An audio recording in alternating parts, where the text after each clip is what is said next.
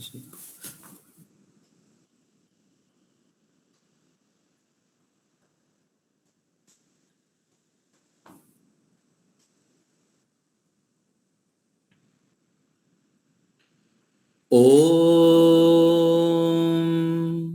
यो भूतं च भव्यं च सर्वं यश्चाधितिष्ठति स्वर्यस्य च केवलं तस्मै ज्येष्ठाय ब्रह्मणे नमः। ॐ शान्तिः शान्तिः शान्तिः। परमपिता परमेश्वर की महती अनुकंपा से हम इस समय संध्या मंत्रों का अर्थ के ऊपर विचार करते हैं, साथ में सत्संग के रूप में कुछ चर्चाएं करते हैं। संध्या क्यों करना चाहिए, संध्या शब्द का अर्थ हम विचार किए थे पीछे कक्षाओं में। ऋषि दयानंद जी लिखते हैं, संध्या शब्द का अर्थ क्या है? भली भांति ध्यान करते हैं, वह ध्यान किया जाए परमेश्वर का जिसमें, वह संध्या कहलाती है। तो संध्या क्या है? संध्या का अर्थ क्या किया गया? भली भांति ध्यान किया जाए। तो दिन भर सुबह से उठकर रात तक दिन भर व्यवहार में हम किसका ध्यान करते हैं? अधिकांश हमारी जो ध्यान की स्थिति है, ध्यान अर्थात क्या है? ध्यान के विषय में सूत्र लिखा है पतंजलि जी ने, तत्र प्रत्येकतानता, एक ज्ञान का लगातार बने रहना। तत्र अर्थात धारणा के स्थान पर। और व्यवहार में जो प्रयोग होता है, माता पिता बोलते हैं, बड़े बोलते हैं कि ध्यान से जाना बेटा, अर्थात एक केंद्रित होके जाना, इधर उधर नहीं, दृष्टि नहीं डालनी है, इससे फिर हानि होती है, काम बिगड़ता है। तो ध्यान हम करते हैं किसी एक विषय को लेकर और लगातार चिंतन करते हैं, तो वो ध्यान कहा जाता है। और ध्यान का जो अधिकतर प्रयोग होता है वो ईश्वर के विषय में, परमात्मा का ध्यान करना। तो भली भांति हम ईश्वर में जब डुबकी लगाते हैं, ईश्वर को चिंतन का विषय बनाते हैं, ईश्वर के ज्ञान को लगातार बनाए रखते हैं, वहां इसको हम ध्यान कहते हैं। लेकिन दिन भर हमारा ध्यान का विषय संसार की व्यक्ति, वस्तु, स्थान रहते हैं। उनसे हटकर जब थोड़े काल के लिए हम बैठते हैं, और ध्यान क्या कह रहे हैं आगे? वो ध्यान सुबह और शाम संधि वेला में किया जाता है। सुबह सूर्योदय के समय ब्रह्म मुहूर्त में, और शाम के समय किया जाता है, दोनों समय। तो दोनों समय हमको परमात्मा में डुबकी लगाना चाहिए, परमात्मा के अंदर भली भांति अपने मन को लगाना चाहिए, परमात्मा को अपने ज्ञान का विषय बनाना चाहिए। क्या लाभ होगा इससे? नहीं करने से क्या हानि हो जाती है? बहुत सारे लोग हैं ध्यान करते नहीं है, फिर भी तो बड़े बड़े ऐश्वर्य है उनके पास, सब कुछ है, धन दौलत संपत्ति सब कुछ है, नहीं करने से क्या हो जाएगा? तो इसका उत्तर क्या है? माता पिता की आज्ञा नहीं पालने से क्या बच्चे क्या बड़े नहीं होते हैं क्या? अच्छे कार्य करते हैं, बड़े बड़े अधिकारी बन जाते हैं, बहुत कुछ है, लेकिन माता पिता की आज्ञा पालन करने से और क्या लाभ हो जाएगा? माता पिता के आज्ञा पालन करने से उनके आशीर्वाद की पात्र बनते हैं। उनकी जो अंदर से एक आवाज निकलती है ना, उसको कहते हैं आशीर्वाद, और दूसरा है अभिशाप। और यह सबसे बड़ी कमाई है। उस कमाई को यदि हम नहीं किए तो सब कुछ करते हुए भी निर्धना, अर्थात गरीब ही हैं हम। यदि माता पिता हमारे आचरण से प्रिय, हमारे आचरण से, हमारे जीवन से, अपने व्यवहार से खुश नहीं हैं, तो दुनिया में कहाँ भी बढ़ के कहीं भी हम पहुंच गए, पूरा दुनिया को विजय कर लिए, तब भी क्या है? हम वास्तविक रूप में ऋषियों की दृष्टि से, ईश्वर की दृष्टि से, सज्जनों की दृष्टि से हम गरीब ही हैं और ठन गोपाल है, मतलब कुछ भी नहीं है हमारे पास। तो ऐसे ही हम यदि सभी कार्य तो करते हैं, लेकिन ईश्वर के पास बैठते नहीं हैं, ईश्वर से बात नहीं करते हैं, ईश्वर को धन्यवाद नहीं करते हैं, उनके उपकारों को स्वीकार नहीं करते हैं, स्मरण नहीं करते हैं, तो हम गरीब ही गरीब है। इसलिए बुद्धिमान यदि बनना है, वास्तविक कमाई करनी है, बैंक बैलेंस को भरनी है, जीवन को सार्थक बनाना है, तो सुबह शाम भली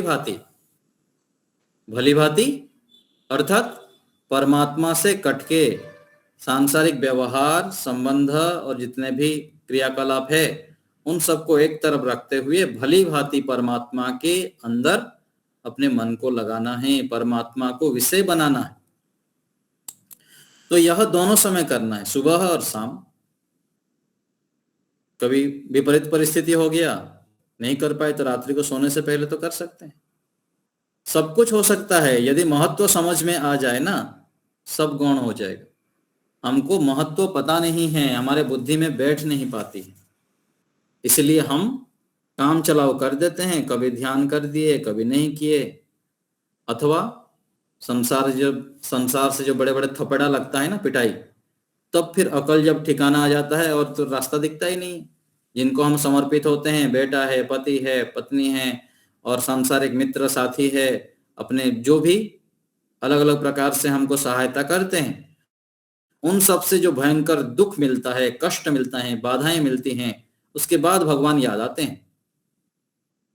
और बुद्धिमान व्यक्ति इन सभी स्थितियों में समय निकालते हुए परमात्मा को धन्यवाद करता है, ईश्वर प्रणिधान का अभ्यास करता है, ईश्वर को सर्वोपरि मानते हुए उनके उपकारों को बार बार स्मरण करते हुए उनको धन्यवाद करता है, स्वीकार करता है और उसका फिर सदुपयोग करता है।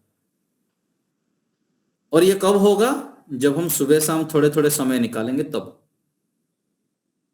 वेद मंत्र में आता है, विद्याम च यस्तद वेदो भयम सह अविद्यया मृत्युम तीर्त्वा विद्यया मृतमश्नुते। यदि मृत्यु से तरना है, दुखों से बचना है, तो अमृत को प्राप्त करना चाहते हैं, मृत्यु को हटाना चाहते हैं, अमृत को पाना चाहते हैं, तो विद्या और अविद्या दोनों को जानना पड़ेगा, दोनों को साथ साथ लेकर चलनी पड़ेगी। एक को छोड़ दिए, एक को लेकर चलने से काम नहीं चलेगा। और हम बहुत अधिक सौभाग्यशाली है कि ऋषियों ने हमको ये सिखाया है। और ऋषियों की मान्यता के विरुद्ध चलेंगे तो कोई ज्ञान की उपासक है केवल, कोई कर्म के उपासक है और कोई उपासना। ऋषियों की शैली क्या है? शुद्ध ज्ञान, शुद्ध कर्म और शुद्ध उपासना। इस मंत्र में यही कहा गया, विद्या और अविद्या। विद्या में क्या लिया गया? ज्ञान, और अविद्या अर्थात कर्म और उपासना। ज्ञान कब शुद्ध होगा? जब हमारा कर्म और उपासना ठीक होंगे, और कर्म ठीक होंगे तो फिर हमारा उपासना और ज्ञान भी बढ़ेंगे। तीनों एक दूसरे के आश्रित है, केवल एक नहीं चलेगा। गुरुकुल परंपरा हमारे क्या है देखिए, गुरुकुल की दिनचर्या देखिए, हम देखते हैं तो पता चलता है। सुबह से लेकर रात तक सेवा भी करते हैं, उपासना भी है और ज्ञान भी है।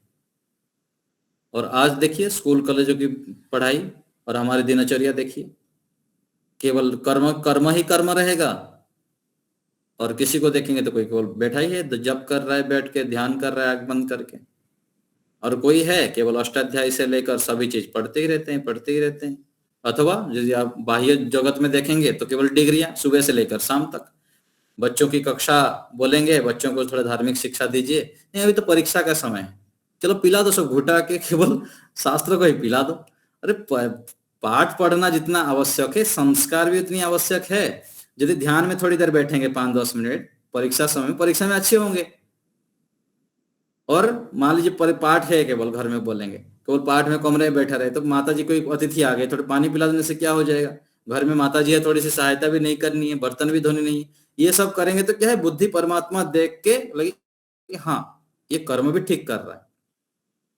अर्थात घर के कामों को भी परीक्षा समय में करनी आवश्यक है, ध्यान करने भी आवश्यक है, सत्संग करने भी आवश्यक है। हाँ, हम सामान्य दिन में आधा घंटा करते हैं, व्यायाम करते हैं, ध्यान करते हैं, घर में सहयोग करते हैं, आधा से 1 घंटा 2 घंटा मान लीजिए करते, तो परीक्षा के समय में 10 मिनट करिए, कोई बात नहीं, वो छूट है। बिल्कुल छोड़ देना ये ऋषियों के संविधान नहीं है। जप नहीं करेंगे, ध्यान नहीं करेंगे, यज्ञ में नहीं बैठेंगे, व्यायाम भी छोड़ देते हैं हम देखते हैं, और घर के काम तो कुछ करना ही नहीं, ये ठीक नहीं। सभी जगह पर प्रत्येक दिन ज्ञान कर्म उपासना में समन्वय चाहिए, और यही हमारे वर्णाश्रम व्यवस्था है। अधिक स्नेह करके बच्चों को बिगाड़ देते हैं माता पिता, और अधिक स्नेह करेंगे तो शिष्य ही बिगड़ जाते हैं। इसलिए कहा गया ना, लाड़ना श्रेणो दोषाः ताड़ना श्रेणो गुणा। बच्चों को जब तक ताड़ना नहीं करेंगे तब तक गुण नहीं आएंगे।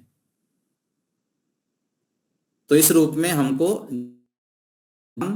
कर्म और उपासना तीनों का संतुलन करना है। बच्चे पढ़ाई करें, अच्छी मार्क लाना चाहिए, बहुत अच्छी बात है, चाहिए। ज्ञान की हम अवहेलना नहीं करते हैं, पढ़ाई की अवहेलना नहीं है, लेकिन साथ साथ ईश्वर की उपासना छोड़नी नहीं है, व्यायाम नहीं छोड़नी है, और जो स्वास्थ्य के लिए जितना आवश्यक है, जो भी घर में कभी आवश्यकता पड़ती है तो उस समय थोड़ी सी सहायता भी करनी चाहिए। और जो सामान्य लोगों की दृष्टि से हम कहेंगे तो कर्म करना चाहिए, ऑफिस करना पड़ेगा, और जो भी हमको पैसे का स्रोत है नहीं लाएंगे तो फिर भूखे मरेंगे, गरीबी रहेगी, कोई हम धर्म कार्य भी नहीं कर सकते। कहा गया ना, विद्या ददाति विनयम विनयात याति पात्रत्वम पात्रत्वात् धनम आपनोति धनात् धर्मः ततः सुखम। धन नहीं होगा तो ना धर्म कर पाएंगे, कैसे धर्म नहीं करेंगे तो कहाँ सुख मिलेगा फिर हमको। यदि घर में पैसा नहीं है हमारे पास तो यज्ञ कैसे करेंगे, आप बलि वैष्णव यज्ञ कैसे करेंगे, और अपना स्वास्थ्य को कैसे ठीक रखेंगे। पैसा भी चाहिए, लेकिन पैसा ही केवल नहीं, पैसा के साथ साथ पुण्य भी चाहिए, और पुण्य के लिए ज्ञान चाहिए, विद्या चाहिए, विनम्रता चाहिए, पात्रता चाहिए। तो इन सब की संतुलन, सबको यदि हम संतुलन बनाना जान लेंगे तो फिर जीवन के राह पर जो हमारा लक्ष्य है, जिसलिए हमको यहाँ पर जीवन मिला है, उसको हम सार्थक कर सकते हैं। और यह सब समझ कब आएगा, इन सब की समझ कब आ पाता है, जब हम संध्या करते हैं, जब हम ईश्वर के पास बैठते हैं, तो परमात्मा हमें बुद्धि देते हैं, प्रेरणा करते हैं कि बेटा ये कर, ये मत कर। और इसी को दूसरे क्षेत्र में कहेंगे तो माता पिता ले लीजिए, भौतिक जगह पर हम यदि देखेंगे तो यही है माता पिता के सानिध्य में रहने से लाभ। माता पिता बताते हैं, जो योग्य माता पिता है, संस्कारी है, बुद्धिमान है, योगाभ्यासी है, वो माता पिता बच्चों को बताएंगे कि बेटा ऐसा ऐसा करके जीवन में चलना पड़ता है, केवल धन ही सब कुछ नहीं है, केवल ज्ञान ही सब कुछ नहीं है, तीनों का संतुलन चाहिए। तो हमें तीनों का संतुलन करना है, तब जाके मृत्यु से हटकर हम अमृत को प्राप्त कर सकते हैं। और यह होगा यस्य छायामृतम यस्य मृत्यु। परमात्मा के आश्रय में रहेंगे तो आश्रय ठीक रहेगा, छाया में रहेंगे सुख मिलेगा, और परमात्मा की छाया के बिना फिर मृत्यु, दुख, दर्द, कष्ट, बाधाएं, बीमारी, परेशानियां जितने सब है हमारे पास, उसके मूल में क्या है, परमात्मा से विमुख होना। ये 100% सत्य है। सारे आप छानबीन कर लेंगे शास्त्रों को, सारे विद्वानों को सुनेंगे, ऋषियों को सुनेंगे, सारे का सार यही है। हमारे जीवन में जितने भी दुख कष्ट बाधाएं हैं, उनके मूल में परमात्मा से विमुख होना, धर्म से विमुख होना, वेदानुकूल आचरण से विमुख होना। और आज हमारे पास जितने भी सुख शांति प्रसन्नता है, वो कैसे है, परमात्मा की आज्ञा का पालन जितना हम किए हैं, धर्म आचरण जितना कर रहे हैं, अपने कर्तव्य कर्मों को जितने हम ईमानदारी से कर रहे हैं, बढ़ चढ़ करके कर रहे हैं, उतने आधार पर हमारे पास सुख शांति प्रसन्नता दिव्यता आनंद, अच्छे अच्छे साधन, अच्छे मित्र साथी परिवार, सब हमारे कर्मों के आधार पर है। इसलिए मूल स्रोत परमात्मा की उपासना करना, परमात्मा से जुड़ना, ये स्रोत यदि हमारा ठीक रहेगा तो जाके आगे सब काम ठीक ठीक होंगे। इसलिए संध्या का विधान है।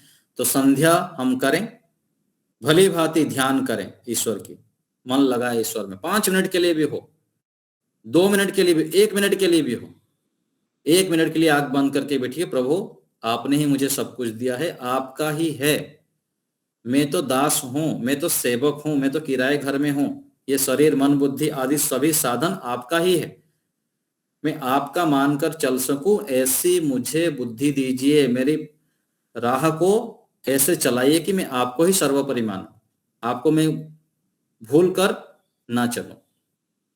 1 मिनट के लिए बैठ के यदि सच्चे हृदय से करते हैं और साथ साथ फिर अपने कर्तव्य कर्मों को करते जाएं, वही पूजा है।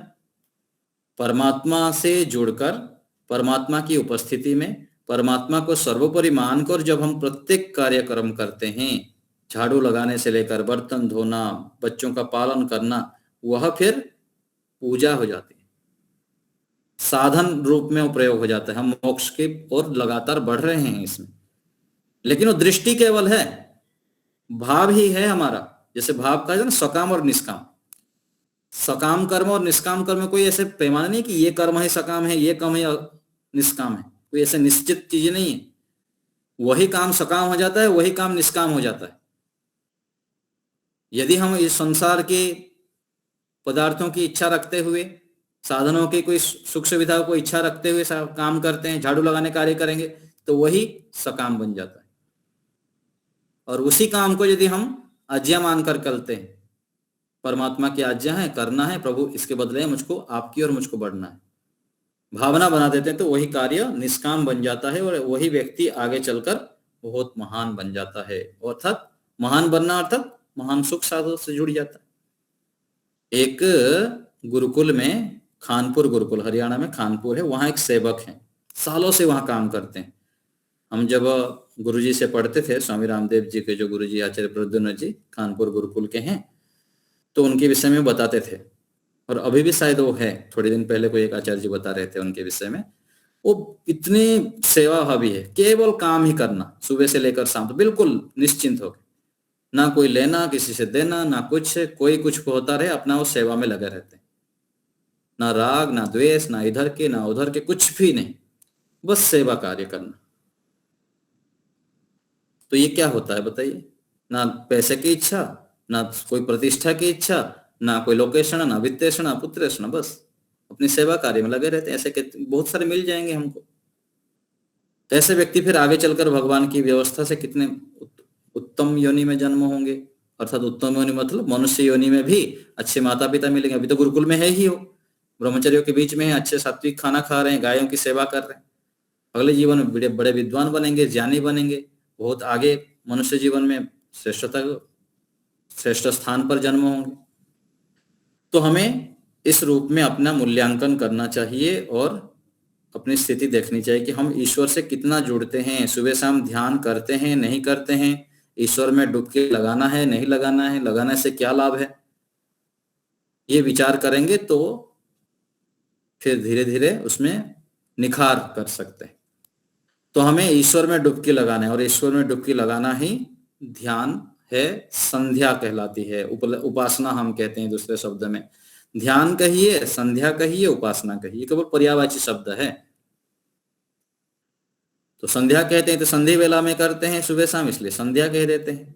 ध्यान कहते हैं अर्थात अच्छे प्रकार से परमात्मा में मन लगाते हैं, इसलिए ध्यान कह देते हैं, धारण करना। उपासना, उप आसन, समीप बैठना, परमात्मा के समीप बैठते हैं तो उपासना है।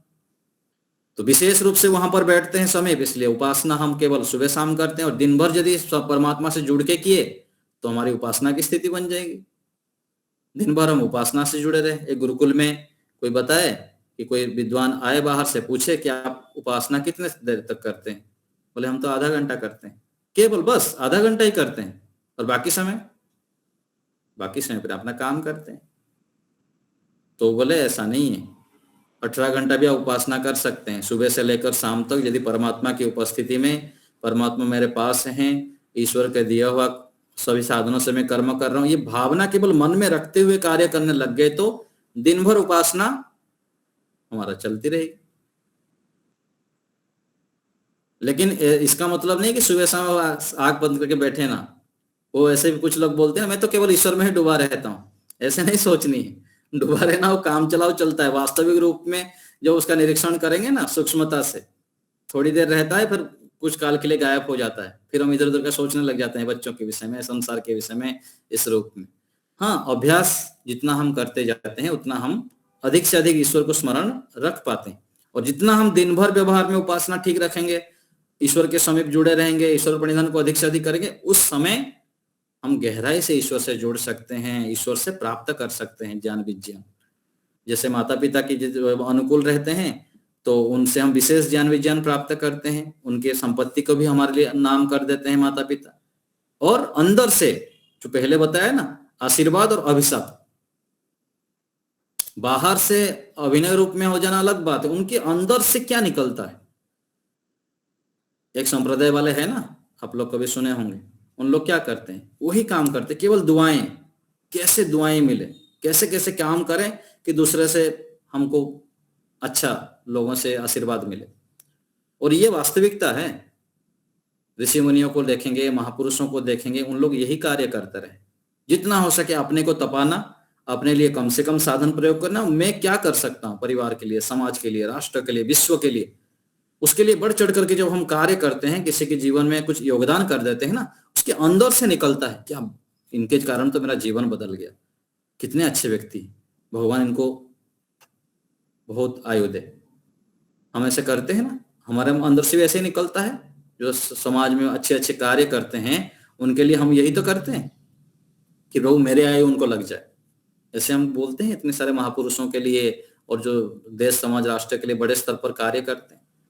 जो ऐसे कमाई है ये हमें करना चाहिए। और इस कब होगा, जब हम संध्या करेंगे, ईश्वर से जुड़ेंगे, ईश्वर की आज्ञाओं को समझेंगे, ईश्वर की क्या आज्ञा है। तो संध्या करने पर, ईश्वर से जुड़ने पर परमात्मा की प्रेरणा हमें प्राप्त होती है। अंतर्यामी रूप से परमात्मा हमें प्रेरणा करते हैं कि बेटा ये कर, ये मत कर। इसलिए संध्या हमें रोज करनी चाहिए। और संध्या जब ऋषियों की विधि से करते हैं, उसकी गहराई में जाते हैं तो और भी लाभ होता है। केवल गायत्री मंत्र पाठ कर दिए, ओम का पाठ कर दिए, बस छुट्टी, मिलेगा उसे, नहीं मिलेगा ऐसा नहीं है।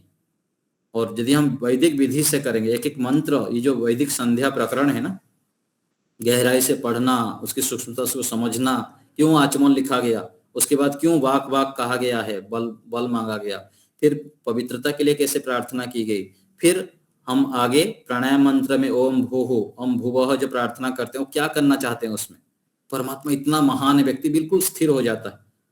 फिर उसके बाद अघमर्षण मंत्र, प्रभु हमको पाप से दूर करिए। हम पीछे इसका प्रकरण देखें, इतना महान रूप में जो भगवान को देखते हैं तो व्यक्ति पाप कैसे करेगा। ट्रैफिक पुलिस खड़े हैं, है ना, हम उसे क्रॉस कर लेंगे क्या? और मतलब खड़े भी है कोई बात नहीं, हमको पता लग गया कि हम क्रॉस किए तो घर में पर्ची आ गया, मैसेज में कैमरा लगा हुआ है। गुजरात में ऐसे भी सिस्टम बना दिया ना आजकल, 85 से अधिक स्पीड में गाड़ी चल रही है तो पकड़े जाएंगे, तो तुरंत फाइन इतना 1000 रुपये। ऐसे ही अलग अलग जगह पर हेलमेट के विषय में, सीट बेल्ट को लेकर जितने भी कानून हैं, जब हमको स्पष्ट पता चल गया कि यहाँ क्रॉस किया, गाड़ी स्पीड किया, तो पर्ची मोबाइल में पहुंच जाएगी। तो ऐसे ही जब हम परमात्मा को इतना महान रूप में देखते हैं कि भगवान सब कुछ दिए हुए हैं और थोड़ी सी भी गड़बड़ी किया में तो भयंकर पिटाई लगेगा, यह जब निश्चित हो जाता है तो व्यक्ति फिर पाप कर्म से बचता है। इसको कहा गया अघमर्षण मंत्र। फिर आगे मन से परिक्रमा करता है। मनसा परिक्रमा के 6 मंत्र हम देखे थे। परमात्मा ऊपर नीचे दाएं बाएं सर्वत्र, आगे पीछे सर्वत्र विद्यमान है। ऐसे सोच के व्यक्ति बिल्कुल स्थिर हो जाता है। प्रभु चारों ओर घेराबंदी है परमात्मा की, और घेराबंदी 2 तरफ से है। एक तो दुष्टता से बचने के लिए और श्रेष्ठता के लिए भी सोचता है। शांत होकर जो बैठते हैं, मंत्र में हम पहले बोलते हैं ना, संयोर अभिश्रवंतु नः, परमात्मा की दृष्टि हो रही है सुख की, यह हम समझ नहीं पा रहे। इसी को तो कहा गया, कबीर जी क्या कहते हैं, पानी में मीन प्यासी रे मोहि सुनी सुनी आवत हासी, आत्मज्ञान बिना नर भटके कोई मथुरा कोई काशी। आत्मज्ञान जब तक नहीं है, परमात्मा की सुख दृष्टि को हम जब तक नहीं जानते हैं, तब तक भटकते रहते हैं। ये कर लूं, वो कर लूं, ऐसा कर दूं, वैसा करता हूं, यहाँ चले जाऊं, वहां देख लूंगा तो सुखी हो जाऊंगा, वहां कर लूंगा तो सुखी हो जाऊंगा, इस व्यक्ति से मिल जाऊंगा तो सुखी हो जाऊंगा। ये कब तक है? कब तक है? जब तक छोटे बालक बले हुए तो खिलौना से खेलते रहते हैं, और बड़े हो जाने पर वही खिलौना ऐसे ही पड़ा रहता है। हमारे पूज्य स्वामी जी एक बताते हैं, जब उनको ज्ञान विज्ञान नहीं था तो अनेक जगह पर तीर्थ स्थान करते थे, इधर जाते थे उधर जाते थे, चलते पैदल पैदल कितने कितने किलोमीटर चलते थे। फिर जब ज्ञान हो गया, वास्तविकता पता चली, फिर स्थिर हो गए, एक जगह बैठने लग गए। फिर तो यह स्थिति है। तो जब परमात्मा के विषय में निश्चयात्मक ज्ञान हो जाता है कि परमात्मा चारों ओर से हमको सुख देना चाहते हैं, सुख दे रहे हैं, लगातार दे रहे हैं, कभी दे रहे थे आज नहीं दे रहे, ऐसा नहीं है, दे रहे हैं। जब पता चल जाए तो फिर इस मंत्रों के माध्यम से परमात्मा को स्मरण करते हैं, प्रभु आप इस तरफ भी हैं, इस तरफ भी है, ये भी है, ये भी है। और उपमा के रूप में कुछ ये दे दिया गया, आदित्य के विषय में जानते हैं तो आदित्य से हमको लाभ मिलता है, और पितर लोगों को जानते हैं तो पितर भी हमारे तरफ रक्षा करते हैं, तीर की तरह, सर की तरह, है ना। और आगे अन्न, जो सारे वस्तुएं खाते हैं हम, और आगे बताया गया उदीचिदिक सोमोधिपति में रक्षिता ऋषभ, जो आप पशु पेड़ पौधे हैं उनसे भी हमको लाभ होता है, और वर्षा से भी लाभ होती है, लाभ सभी ओर से हमको जो परमात्मा ने साधन दे रखे हैं सबसे हमको लाभ उठाना चाहिए। इस मंत्र में हम अगमर्षण जो मनसा परिक्रमा मंत्र से पीछे हम पढ़े थे, इस रूप में चारों ओर परमात्मा की कृपा की वृष्टि को स्मरण करना है, और फिर तेभ्यो नमो अधिपतिभ्यो नमो, बार बार नमस्कार। माता पिता के उपकार को जब स्मरण कर, आज माता पिता को बच्चे क्यों नहीं मानते, क्यों नहीं मानते हैं? क्योंकि उनके उपकार उनके मन मस्तिष्क में है नहीं, कि माँ कैसे इतने सालों तक गर्भ में रख के इतने महीनों तक जन्म दिए, जन्म से मैं घर से बाहर निकला, कितनी माँ कितने बार मेरे सोच साफ किए, कितने कष्ट उठा के मेरे लिए, जब तक 4-5 साल तक एक एक पल अपने माँ की, अपना नींद छोड़ के, चैन छोड़ के, सब कुछ हमको बढ़ा के, आगे चलकर भी माता पिताजी कितना कमा के लाए, कितने संकट, इतने बड़े हो गए, फिर अभी उपकारों को स्वीकार नहीं करते हैं, इसलिए तो फिर बात नहीं मानते। और यह सब संस्कारों की कमी के कारण है, यही तो पीछे बताया। स्कूली विद्या हो जाएगी, यदि संस्कार नहीं होगा तो बड़े होकर डिग्री प्राप्त कर लिए, बड़े बड़े अधिकारी बन जाएंगे, विदेशों में जाके पढ़ाई करेंगे, सब कुछ हो गया, लेकिन ना माता पिता को नमस्ते करना, ना घुटने टेक कर नमस्ते करना, नमस्ते हाय हालो कर देते हैं, नमस्ते हाय मामा, हाय पापा, ऐसा करते रहते हैं। भाई हमारी भारतीय संस्कृति ये थोड़ी है, नमस्ते करिए। नमस्ते करेंगे तो आजकल तो हाथ जोड़ के ना नमस्ते करते हैं, पैर छू के करे तो घुटने तक छू देंगे। माता पिता है, भगवान है, उनके नमस्ते करो। माता पिता नहीं होते तो आज हम होते ही नहीं, घुटना टेक के नमस्ते करिए। तो एक एक चीजें हैं, सिखाना पड़ता है, बार बार ऐसे अभ्यास कराने के बाद ही होगा।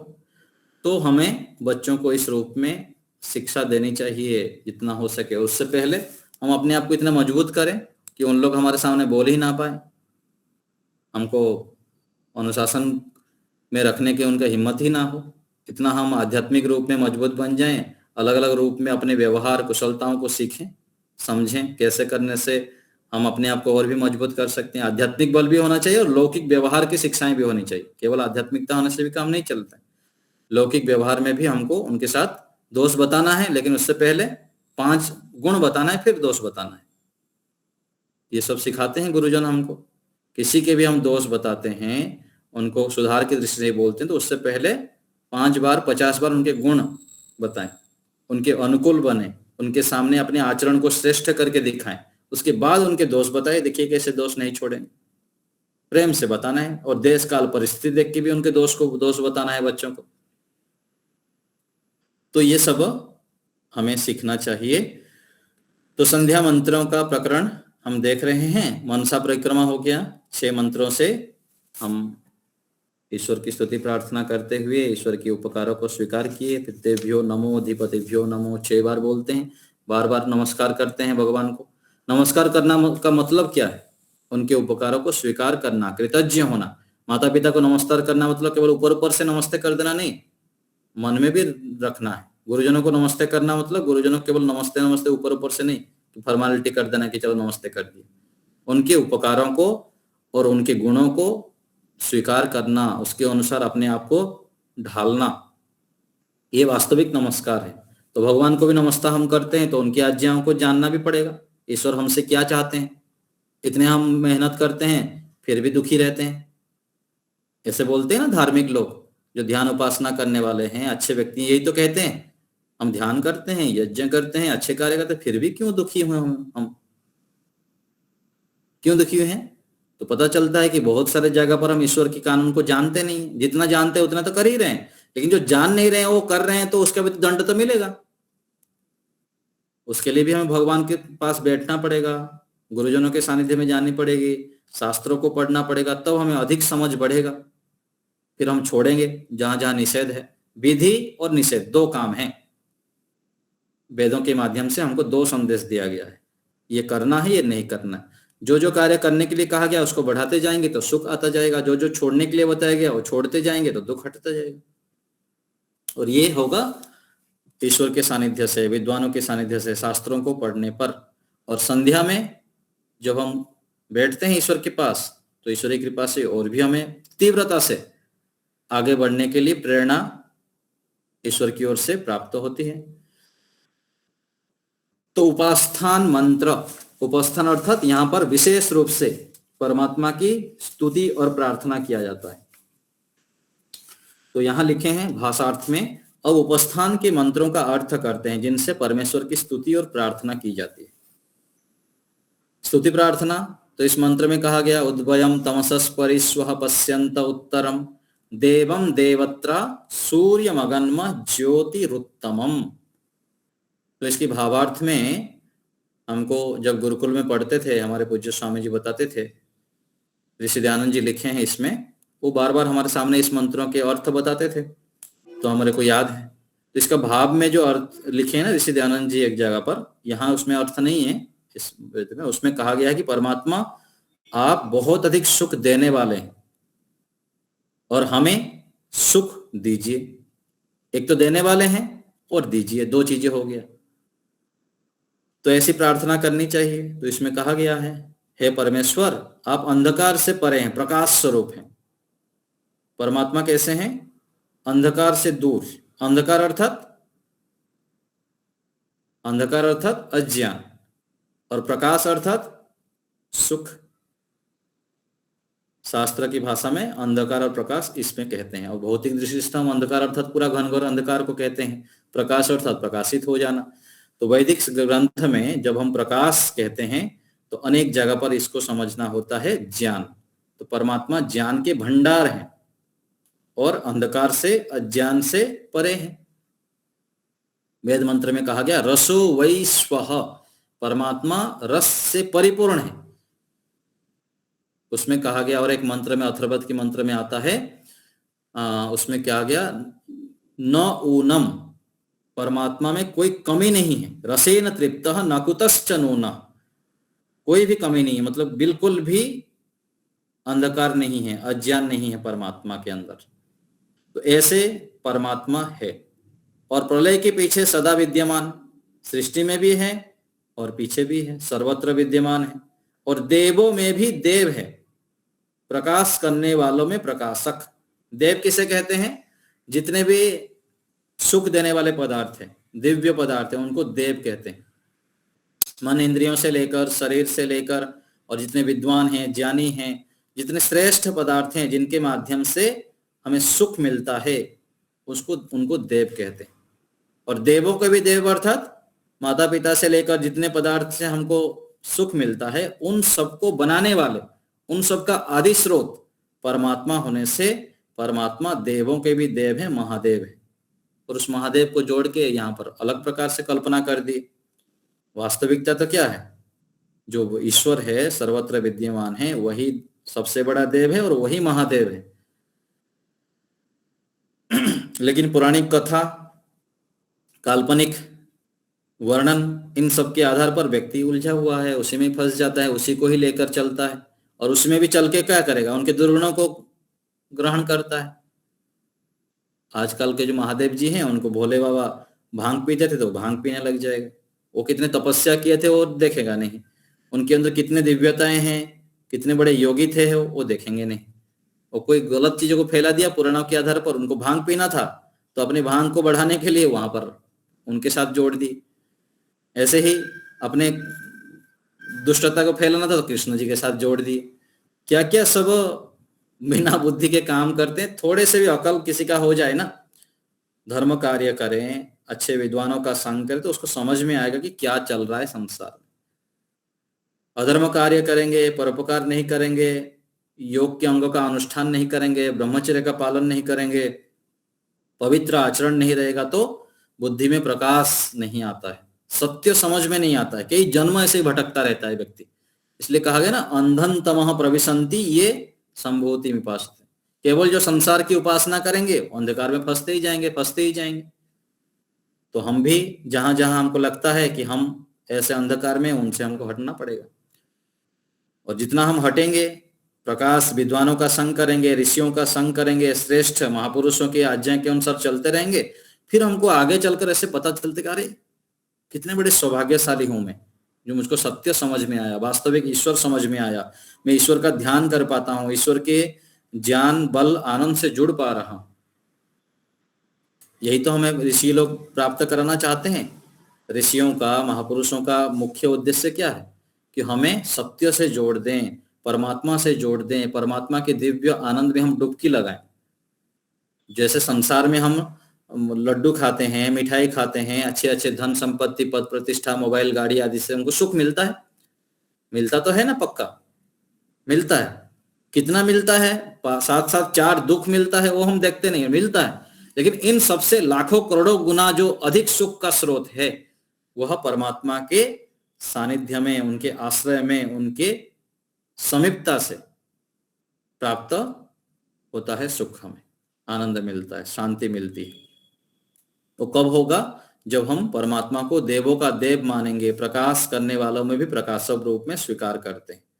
आगे कह रहे हैं चराचर के आत्मा, जो चर जगत है, गतिशील संसार है, और जो अचर है, समुद्र, पशु, पर्वत, पहाड़, नदी, झरना, ये सब अचर है। उन सब के आत्मा अर्थात मूल स्रोत।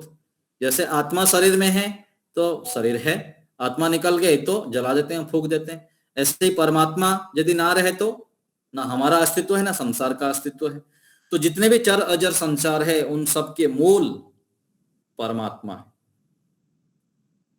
तो और परमात्मा कैसे हैं? ज्ञान स्वरूप, सबसे उत्तम परमात्मा ज्ञान स्वरूप है, सबसे उत्तम है। आपको जान के हम लोग सत्य से, उत्कृष्ट श्रद्धा से प्राप्त हुए हैं। हमारी रक्षा करनी आपके हाथ में है, क्योंकि हम लोग आपके शरण में हैं। तो ये शब्द शब्द जो यहाँ लिखा है ना, इन सबको समझने के लिए भी बहुत निधिध्यासन करना होगा, बहुत अधिक हमको मननशील बनना पड़ेगा। तब इन एक एक शब्दों की गहराई में हम प्रवेश कर सकते हैं। एक एक शब्द के ऊपर यदि हम विचार करने लग जाएंगे ना, घंटों घंटों बीत जाएगा। इतनी परमात्मा की महिमा है, इन अर्थों के गूढ़ रहस्य है। तो परमात्मा हमारी रक्षा करते हैं, हमारी रक्षा करनी आपके हाथ में है। तो हमारे अभी जो हम जीवित हैं, हमारा श्वास चल रहा है, हम भोजन कर लेते हैं, अंदर पाचन हो रहा है, हम जो मनन कर पा रहे हैं, इन सब के मूल में किसके हाथ है? परमात्मा के हाथ है। परमात्मा ना रहे तो हम कुछ भी नहीं कर सकते। जैसे माता पिता, छोटा बालक है, जन्म हुआ, 1 साल हुआ है, 2 साल तक मान लीजिए, तो माता पिता ना हो तो उसका क्या है? उसके जीवन के पीछे किसके हाथ है? माता पिता के हाथ है। ऐसे ही हमारा जो जीवन चल रहा है, उसके मूल में जब गहराई में जाएंगे तो परमात्मा के अस्तित्व के बिना संभव नहीं है। इसलिए गुरुजन हमें बताते हैं, बार बार कहते हैं कि ईश्वर के दिए साधनों के बिना हम जीवात्माएं अर्थात आत्मा करवट भी नहीं बदल सकता। सोच लीजिए हम कहाँ हैं और क्या मान के हम चलते हैं अपने आप को। मेरा जन्म, मेरा बल, मेरा संपत्ति, मेरे बुद्धि, मेरे ये सब, हम क्या क्या लेके चलते रहते हैं। यदि परमात्मा के द्वारा हुआ शरीर ना मिले, मन बुद्धि इंद्रिया कुछ ना मिले, तो देख लीजिए। और ये जो मिला हुआ है, इसको स्वीकार कर लेना अंतर हृदय से, बस कल्याण हो गया हमारा। और इन स्थितियों को प्राप्त करने के लिए हमें संध्या करनी होती है, उपासना करनी है, विद्वानों का संग करनी है, लगातार यम नियम का पालन करना है और लंबे समय तक करना है, श्रद्धा पूर्वक करना है, निरंतर करना है। इच्छा हो तब भी करना है, इच्छा ना हो तब भी करना है। इच्छा ना होने पर भी अच्छे कार्यों को करते ही जाना है, करते ही जाना है। फिर दिव्य सुख, शांति, प्रसन्नता की प्राप्ति होती है। इसको अलग शब्द में कह रहे हैं कि यत्तद् अग्रे विषमिव परिणामे अमृत उपमम, भगवद गीता में कहा गया है श्लोक में। प्रारंभ में जितने भी अच्छे कार्य है, करने में विष के तुल्य लगता है, बहुत कठिनाई होती है, बाधाएं होती है। ध्यान करना, अच्छे कार्य करना, परोपकार करना, सत्य का अनुष्ठान करना बहुत कष्टदायक होगा, लेकिन परिणाम में, अंतिम समय में बहुत अधिक सुखदायी, अमृत की तरह और इसी जीवन भी हम अब सफल कर लेते हैं इसी जीवन को, और अगला जीवन भी हमारा सार्थक हो जाता है यदि हम अच्छे कार्य करते हैं, सत्य के राह पर चलते हैं, विद्वानों के जो उपदेश के अनुसार हम चलते हैं, अपने जीवन को जब श्रेष्ठता की ओर ले जाते हैं तो बहुत लाभ होता है।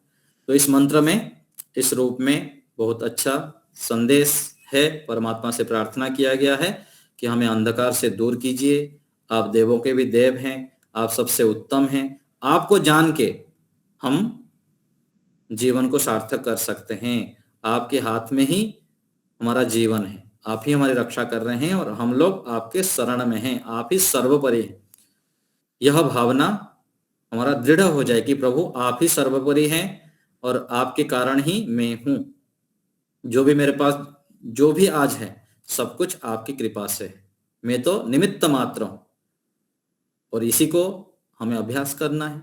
यदि अभिमान को हटाना है, निरभिमानी बनना है कि प्रभु जो भी मुझको आज प्रशंसा मिल रही है, जो भी मुझे आज लोगों की ओर से सुख सुविधाएं प्राप्त हैं, संसार में जो भी मुझे मिला हुआ है, सब आपके कारण है, माता पिता के कारण है, गुरुजनों के कारण से हैं, अनेक लोगों के उपकारों से, सहयोग से मेरा जीवन चल रहा है। यही भावना स्थिर हो जाने पर हम सुखी हो जाते हैं, शांत हो जाते हैं और जीवन को शीघ्रता से सुखमय कर लेते हैं और सार्थक बना लेते हैं। तो ऐसे हमें संध्या में इन सब भावनाओं को लेकर चलना चाहिए। जीवन को इस रूप में चलाते जाने पर हम सुखी हो जाते हैं। जो हमें चाहिए वो हमें मिल जाता है, हमारा मनोकामनाएं जो है वो पूर्ण होता है। कब होगा? जब इन सब बातों को हम अधिक से अधिक अपने जीवन में लाते हैं, व्यवहार में लाते हैं, तो फिर हमारी मनोकामनाएं, इच्छाएं शीघ्रता से पूर्ण हो जाती हैं। तो अभी आप लोग की कुछ शंकाएं हैं, किसी को कुछ पूछना हो तो बताइए, जो हम चर्चाएं किए। तो संध्या हमें प्रत्येक दिन करना है, लगातार करना है, चाहे थोड़े काल के लिए भी हो। संध्या मंत्रों को जानते हैं तो देख कर भी करें, बिना देखे जिनको याद है मंत्रों का पाठ करें, उनके अर्थों को भी याद करें। गायत्री मंत्र के माध्यम से भी कर सकते हैं, फिर गायत्री मंत्र के अर्थों को भी याद करें आगे चलकर, उनके एक एक शब्दों के ऊपर गहराई से विचार करें।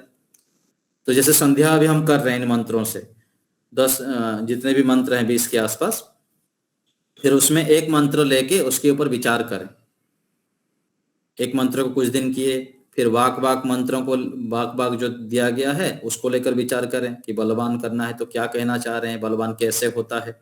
फिर आगे पवित्रता के विषय में कहा गया, ओम भूहु पुनातु शिरसि भुवः पुनातु नेत्रयोः, फिर उसके ऊपर लेकर कुछ दिन विचार करें। 2 मिनट के लिए भी हो, 5 मिनट के लिए उसके ऊपर विचार करें कि पवित्रता की प्रार्थना तो हम कर लिए, पवित्र कैसे होता है, क्या कर सकता हूं मैं, क्या करने से होता है, मैं कितना कर रहा हूं, और भगवान से फिर प्रार्थना करनी कि मैं पवित्र के लिए प्रभु क्या क्या करूं, मुझे सद्बुद्धि दीजिए।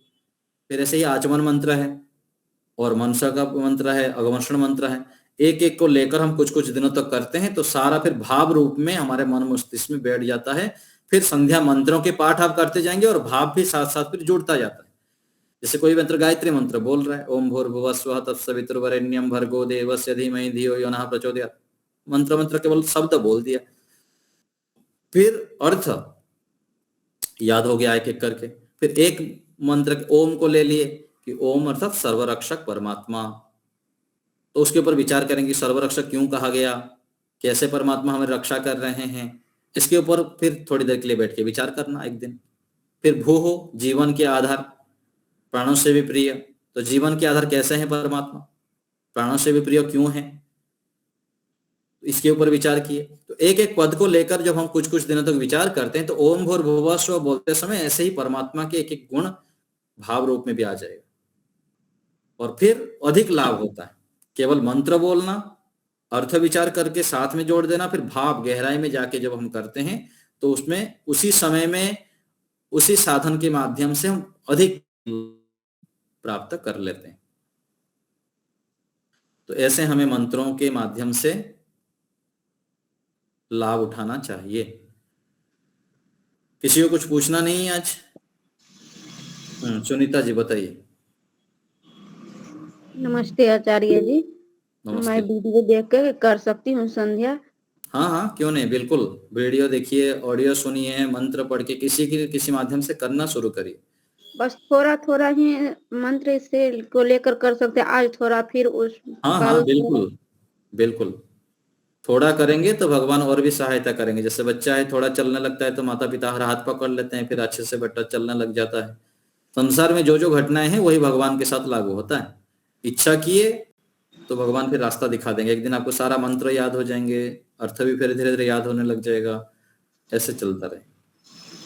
जी धन्यवाद। संध्या में हमें परिपक्व ज्ञान, निश्चित ज्ञान ही, क्योंकि विचार विमर्श करते हैं तो वो शंका वाला नहीं होना चाहिए, लेकिन परिमार्जित होना चाहिए।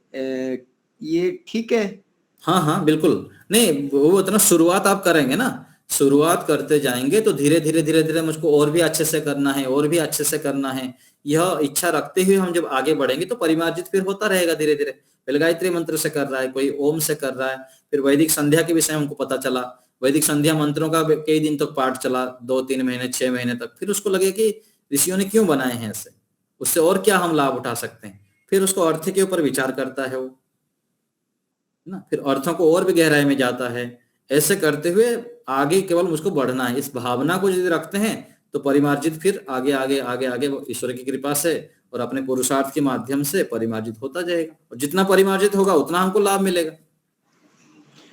पहले तो हम ऐसा करते हैं सामान्य रूप से हमारे आश्रम में, गुरुकुल में, कि तीनों पदार्थ का तत्व दर्शन, आप ऐसे ऐसे है, मैं ऐसा हूँ, मेरी में कमी है और आपसे मैं चाहता हूँ, इस प्रकार का ये संसार है, ये कैसा है, कैसा व्यवहार है, ये बताते हैं। फिर कोई जप लेते हैं, अलग अलग प्रक्रिया से हम बदलते रहते हैं, लेकिन संध्या अंत में 10 या 15 मिनट में फिर सार रूप में हम मुख पाठ करते हैं, भावना बनाने का प्रयास भी करते हैं जी। लेकिन ज्यादातर हम 40 मिनट वही अपना जप, ध्यान, भजन भी गा सकते हैं।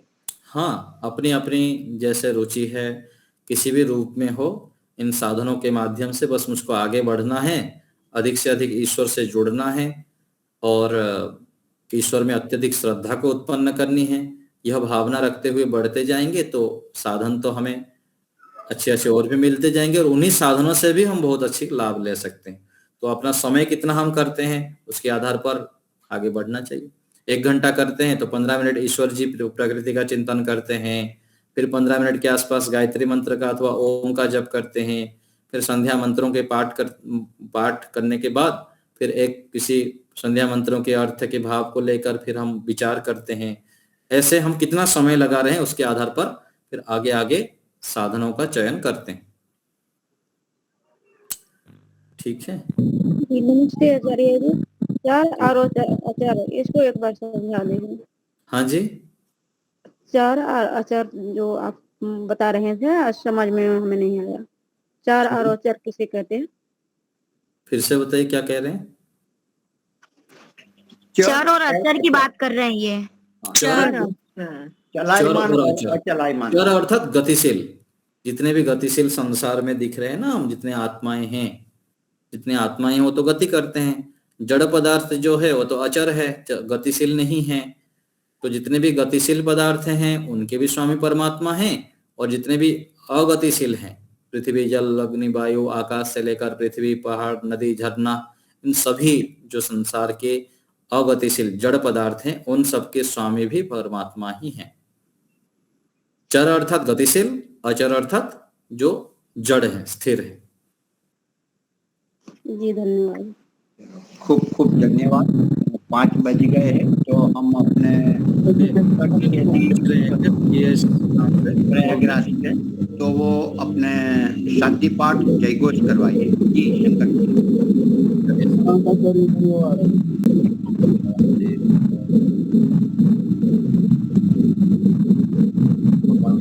कर दीजिए। शंकर जी, आपकी आवाज नहीं आ रही। अच्छा, तो आवाज पहुंचा रहे हैं हम सबको। सादर नमस्ते। आपको पूछना चाह रहे हो, आप क्यों बार बार अटक कर रहे हो? आवाज आ रही है? अच्छा, कक्षा का समापन शांति पाठ और जयघोष से। पहले शांति पाठ।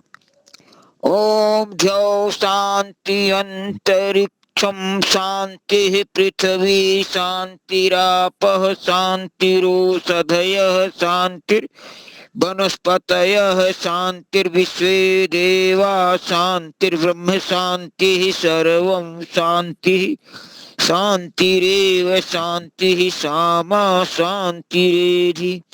ओम शांति शांति शांति। जय घोष।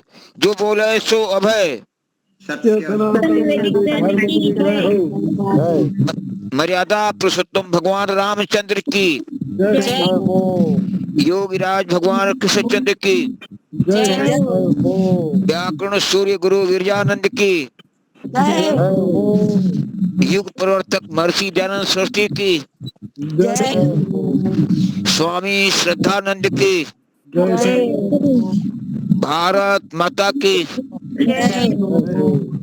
गौ माता की, देश के अमर शहीदों की, वेद की ज्योति, ओम का झंडा, आर्य समाज, सत्यार्थ प्रकाश, प्रणव ध्वनि।